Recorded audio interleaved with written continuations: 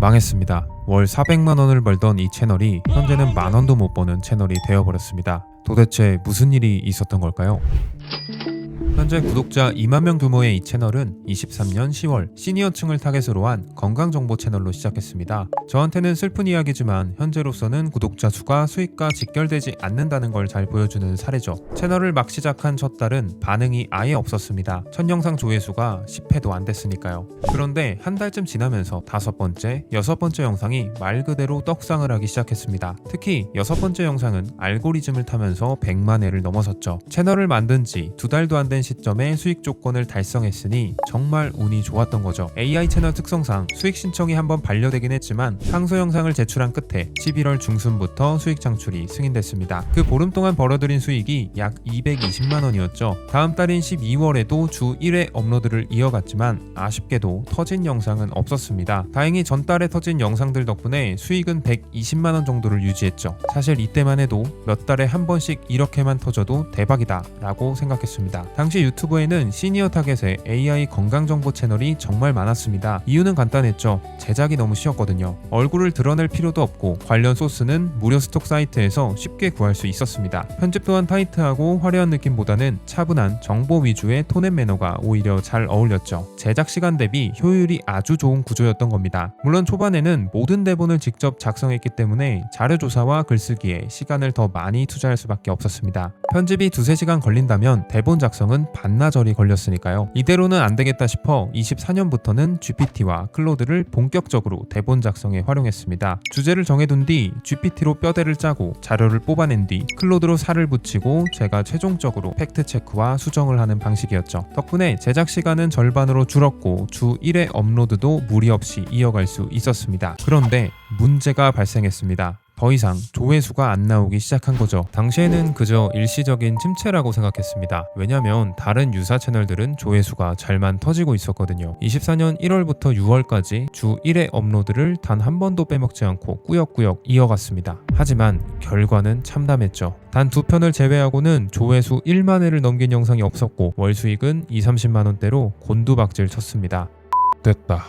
며칠 동안 유사 채널들을 모니터링했습니다. 평균 조회수는 눈에 띄게 떨어져 있었고 구독해둔 채널 중 절반 이상이 운영을 멈춘 상태였습니다. 결국 2가지 결론에 도달했죠. 첫 번째로 양산형 컨텐츠가 너무 많아졌다는 것입니다. 반년 사이 AI 채널이 폭발적으로 늘어난 건 알고 있었지만 공장형 채널이 그렇게 많아진 줄은 몰랐습니다. 채널에 컨텐츠를 몇 개 올려보고 조회수가 터지면 키우고 안 터지면 버리는 방식으로 채널을 계속 만드는 거죠. 더 큰 문제는 알고리즘이 터진 영상들을 거의 동일하게 베끼거나 약간 변형해서 영상을 올린다는 것입니다. 정말 돈벌이 목적으로 양산형 컨텐츠를 계속 찍어내는 거예요. 두 번째는 의사들의 대거 진입이었습니다. 같은 주제를 다뤄도 AI 목소리와 실제 의사가 출연하는 영상, 솔직히 비교 자체가 안 되죠. 저라도 의사가 나오는 영상을 클릭하고 시청할 수밖에 없을 것 같습니다. 결국 AI 건강 채널은 신뢰를 잃은 양산형 컨텐츠로 전락해버렸고 경쟁력을 완전히 잃은 상태였습니다. 이렇게 채널을 접어야 하나 고민하던 바로 그 시기, 제 유튜브 홈 화면에 새로운 포맷의 영상들이 눈에 띄기 시작했습니다. 저는 채널을 운영하면서 비슷한 분야의 채널들을 일부러 구독해둡니다. 구독을 해두면 유사 채널의 새로운 영상이나 인기 영상이 자연스럽게 제 홈화면에 노출이 되죠. 무엇보다 중요한 건 구독을 하지 않은 채널의 영상도 홈화면에 추천되기 때문에 트렌드를 파악하기 좋다는 점입니다. 그렇게 눈에 들어온 게 바로 AI 사연 채널이었죠. 주로 노후 사연, 가족 갈등, 인생 고민 등을 다루고 있었습니다. 며칠 동안 여러 영상을 모니터링 해보니 조회수가 터지는 양상이 확실히 보였고 지금 흐름이 이쪽으로 옮겨가고 있구나 라는 생각이 들었습니다. 그렇게 아주 자연스럽게 새로운 포맷에 뛰어들게 되었습니다. 포맷을 바꾸고 올린 초반 영상들은 반응이 거의 없었습니다. 하지만 기존 건강 컨텐츠와는 달리 평균 조회수는 높았고 알고리즘 노출 범위도 훨씬 넓었습니다. 그리고 3번째 영상이 터지면서 상황이 완전히 달라졌는데요. 조회수는 70만 회 정도였지만 러닝타임이 40분이라 조회수 단가가 상당히 높았습니다. 뒤이어 올린 영상들도 준수한 성적을 거두며 7월 수익은 400만 원, 8월 수익은 250만원을 기록했죠. 단기간이었지만 이 포맷이 먹힌다는 건 확인할 수 있었습니다.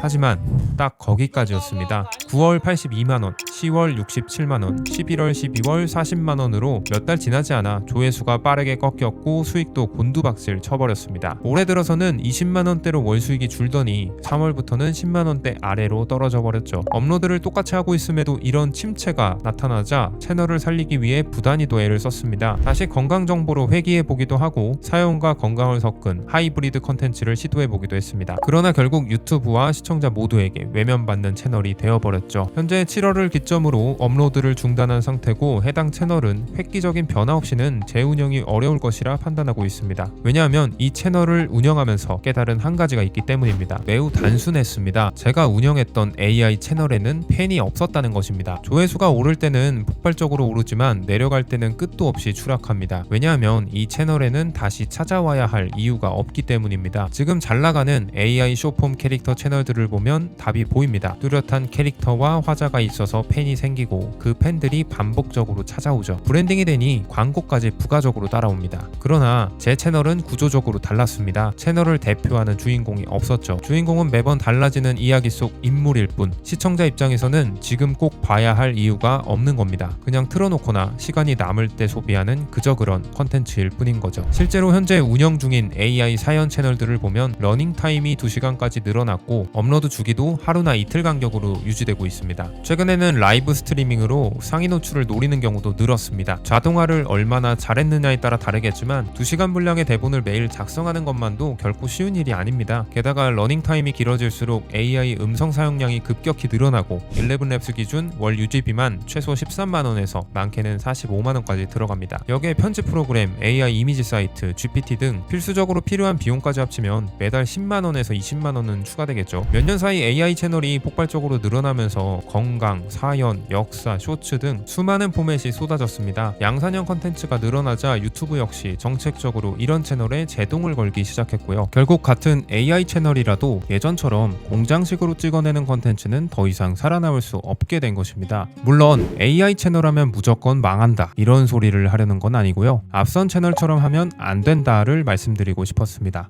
이번엔 조금 다른 이야기를 해봐야겠죠. 저는 비슷한 시기에 또 다른 AI 채널을 운영했습니다. 현재 구독자는 4만 명 정도고 조회수 월 수익은 100만원에서 150만원대로 비교적 안정적입니다. 이 채널은 트렌드에 크게 영향을 받지 않는 주제를 선택했고 채널만의 색깔을 꾸준히 유지하려고 노력했습니다. 영상의 구성이나 전달 방식, AI 성우까지 일관성을 지켰고요. 덕분에 채널을 기억하고 채널명을 검색해서 들어오는 시청자들도 점점 늘어났습니다. 그 결과 AI 채널임에도 출판사에서 광고 제안을 받고 실제 광고를 진행하고 있습니다. 시청자 입장에서도 도서 리뷰 채널이라는 인식이 명확했고 자연스럽게 고정 팬층도 형성되었죠. 반면 앞선 채널은 너무 트렌드와 조회수만 쫓다 보니 본질을 놓치게 되었습니다. 건강 정보를 하다가 안 되니 사연으로 바꾸고 또 결과가 안 나오니 건강으로 다시 갔다가 다시 두 가지를 섞는 등 결국 조회수에만 매달린 생계형 채널이자 색깔이 사라진 비운의 채널이 되고 말았죠. 결론적으로 채널의 정체성을 버렸냐 유지했냐 이 차이점이 결정적이었다고 생각합니다. 그런데 정체성을 유지한다는 게 꽤 추상적인 말로 들릴 수 있습니다. 실제로 채널을 어떻게 설계하고 운영하느냐가 중요한 거니까요. 유튜브로 브랜딩과 수익화를 잘하는 분들을 보면 시작 전부터 채널 컨셉이나 방향성, 수익 구조 같은 큰 틀을 기획해둡니다. 그리고 운영 과정에서는 디테일한 부분을 템플릿화해서 영상마다 일관성을 유지하죠. 과거에 저도 주먹구구식으로 채널을 운영하다 보니 영상을 만들고 나서 빠뜨린 부분이 생기거나 이전에 만들었던 요소를 다시 편집 파일에서 찾는 등 비효율적일 때가 많았습니다. 자연히 완성도도 떨어졌고요. 하지만 지금은 채널마다 일관성이 필요한 부분은 미리 템플릿을 만들어두고 그 틀 안에서 대본 기획이나 영상 편집을 진행하고 있습니다. 시청자 입장에서도 채널의 색깔이 매번 뚜렷하게 각인되는 것이죠. 많은 분들이 물어보시는 이 캐릭터도 매번 새로 만드는 건 아닙니다. 어도비사에 캐릭터 애니메이터라는 프로그램이 있습니다. 이 프로그램을 활용해 캐릭터 모션을 투명 배경으로 뽑아낸 뒤 상황이나 감정에 맞게 파일 이름을 정리해두고 편집할 때는 파일을 드래그하면 끝입니다. 이렇게 미리 틀을 만들어두면 작업은 훨씬 효율적이고 캐릭터가 일관되게 등장해 채널의 색깔을 입힐 수 있습니다. 단순한 예시지만 이처럼 브랜딩과 일관성을 유지할 장치를 마련해두면 채널 운영은 훨씬 쉽고 안정적으로 굴러가게 됩니다. 혹시 채널을 운영하고 있거나 운영을 준비 중이라면 본인만의 색깔을 분명히 하되 그것을 구체적으로 실현할 방법을 미리 설계해두는 것도 큰 도움이 될 것 같습니다. 오늘 영상이 도움되셨다면 나가시기 전 구독과 좋아요 잊지 말아주세요. 유튜브 무료 강의는 고정 댓글을 통해 확인하실 수 있습니다. 다음 영상에서 뵙겠습니다. 우리 모두 소소한 부자가 됩시다.